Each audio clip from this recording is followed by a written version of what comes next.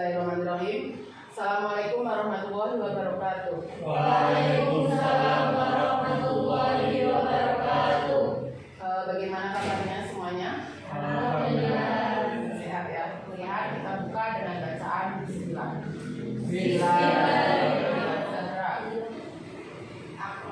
Ahmad Aktik,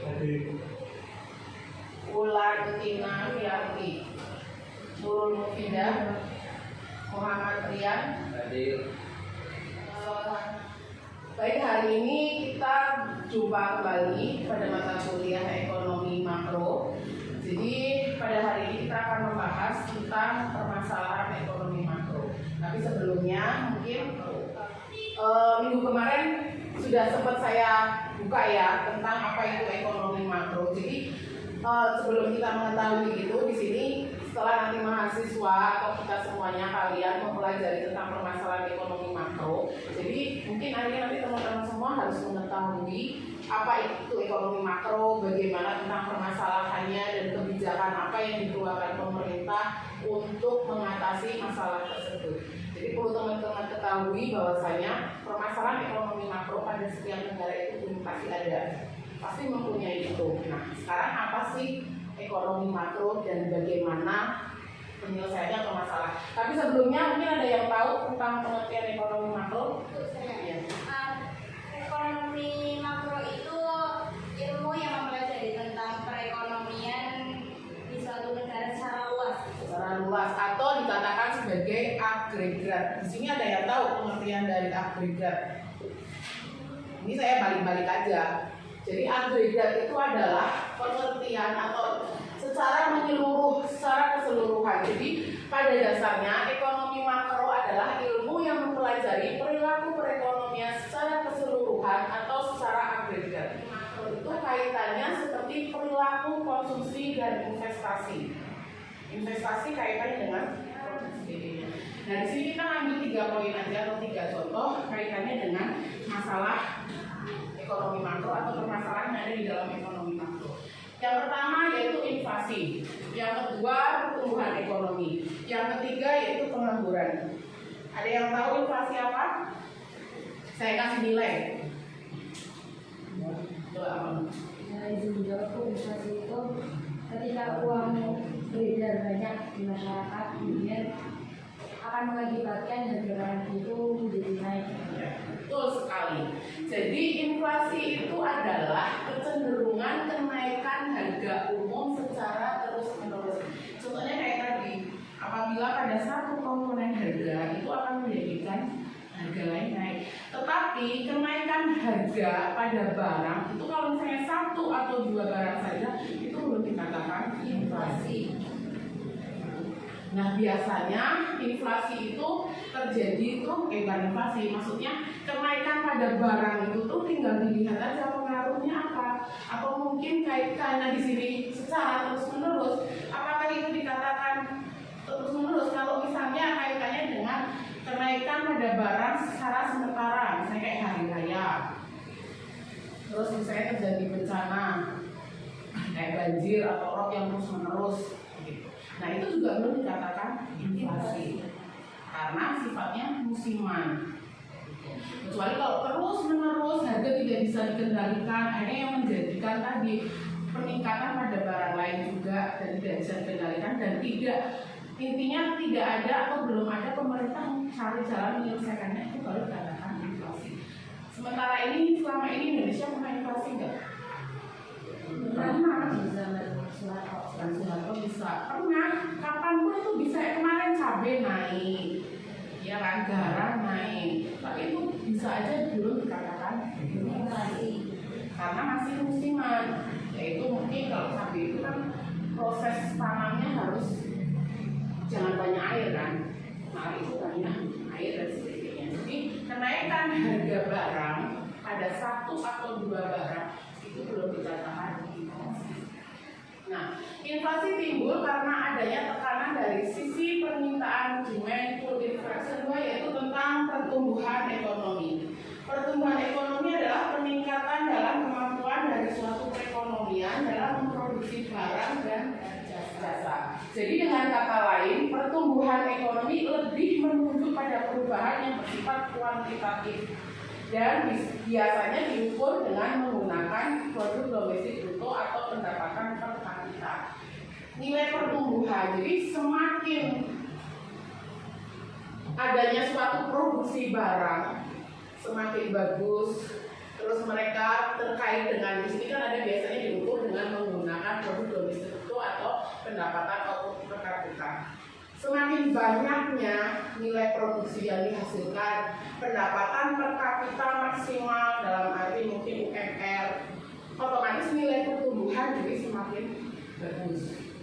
Tapi kalau nilai pertumbuhannya dikatakan negatif, kenapa? Karena pendapatannya tidak sesuai dengan hasil produksi. Misalnya barangnya naik tadi terkait inflasi. Mau pendapatannya seberapapun, kalau harga barang di pasar mengalami kenaikan, otomatis dia tidak dapat mencukupi itu. Gitu ya. Terus pertumbuhan ekonomi. Kalau pertumbuhannya ekonomi bagus, kaitannya mungkin dengan kegiatan ekspor atau impor, otomatis pembangunan pada suatu daerah atau negara itu juga bagus. Karena di sini dalam pertumbuhan ekonomi pasti selaras dengan pembangunan daerah atau pembangunan ekonomi. Kenapa? Karena ini diukur dari ini pendapatan per kapita, produk domestik bruto, terus dalam memproduksi barang itu pertumbuhan. Permasalahan selanjutnya yaitu tentang pengangguran. Pengangguran adalah tunakarya atau unemployment, istilah untuk orang yang tidak bekerja sama sekali. Kita kan bukan mahasiswa yang bekerja ya enggak, tapi kan statusnya masih mahasiswa. Sedang mencari pekerjaan. Ya, bekerja kurang dari 2 hari selama seminggu. Kurang 2 hari itu bekerja, kurang 2 hari kerja apa coba? Gak ada, tapi kan sekarang ada bahasa paten kan? Iya. Tapi paten itu tuh hanya untuk yaudah makan hari ini hasil dari patennya gitu kan. Itu atau seseorang yang sedang berusaha mendapatkan pekerjaan yang layak. Nah ini biasanya nih ya, di sini nih yang banyak.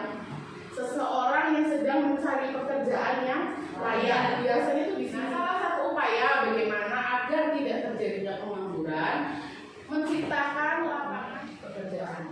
Terus kemudian pemerintah juga melakukan penelitian tenaga kerja sehingga tenaga kerja memiliki keahlian yang dibutuhkan dalam lapangan pekerjaan. Apa? BLK. Setelah BLK apa? Itu yang jaket dipakai BLK. BLK. Selain BLK apa? Minggu kemarin sudah saya sebutkan. Ayo olah kejuruan. SMK. SMK itu ada tata boga, apalagi kecantikan, teknik mesin. Ada yang tahu nggak bagaimana cara pemerintah dalam menyelesaikan permasalahan tersebut? Inflasi ya. Cara pemerintah untuk menyelesaikan permasalahan ekonomi tadi itu salah satunya yang pertama menetapkan kebijakan moneter dan yang kedua kebijakan fiskal. Ya, bagus sekali. Apa itu kebijakan moneter? Jadi kebijakan moneter merupakan kebijakan sentral atau otoritas moneter dalam bentuk pengendalian besaran moneter untuk mencapai perkembangan kegiatan perekonomian yang diinginkan. Jadi yang mengeluarkan kebijakan moneter ini adalah bank sentral. Ada yang tahu bank sentral itu apa? BI. BI itu apa? Bank Indonesia. BI atau Bank Indonesia. Dalam prakteknya, perkembangan kegiatan perekonomian yang diinginkan tersebut adalah stabilitas ekonomi makro yang tercermin oleh stabilitas harga, membaiknya pertumbuhan ekonomi, serta cukup luasnya lapangan pekerjaan. Jadi di dalam ekonomi moneter ini yang diurusin itu salah satunya tentang stabilitas harga, peredaran uang. Itu. Kalau harga misalnya di sini ada namanya mana ya? Oh di sini saya nggak tunjukkan. Contohnya kayak harga barang yang terlalu rendah. menjadikan tingkat permintaan pada barang tersebut tinggi, otomatis uang yang keluar, uang yang beredar juga akan semakin banyak. Nah, lama-kelamaan banyaknya uang yang beredar itu dapat menjadikan tingkat inflasi. Nah, disinilah perkaitannya dengan kebijakan moneter. Selanjutnya yaitu kebijakan fiskal. Kebijakan fiskal adalah kebijakan ekonomi yang digunakan pemerintah untuk mengelola perekonomian kondisi yang lebih baik dengan cara mengubah penerimaan dan pengeluaran pemerintah. Jadi kebijakan fiskal di sini juga dapat diartikan sebagai tindakan yang diambil pemerintah dalam bidang anggaran belanja negara dan dengan maksud untuk mempengaruhi jalannya perekonomian. Jadi sebenarnya tadi di dalam kebijakan moneter itu yang menjadi pokok bahasan yang diurusin itu kan memang uang. Kalau di sini fiskal itu yang diurusin tentang apa? Pajak. Coba beri kesimpulan tentang pengertian ekonomi makro masalahnya apa?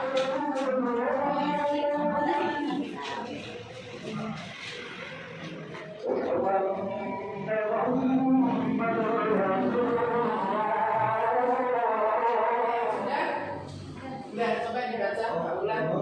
Kalau itu kan ilmu perekonomian yang membahas ekonomi keseluruhan terus tadi kan dijelaskan.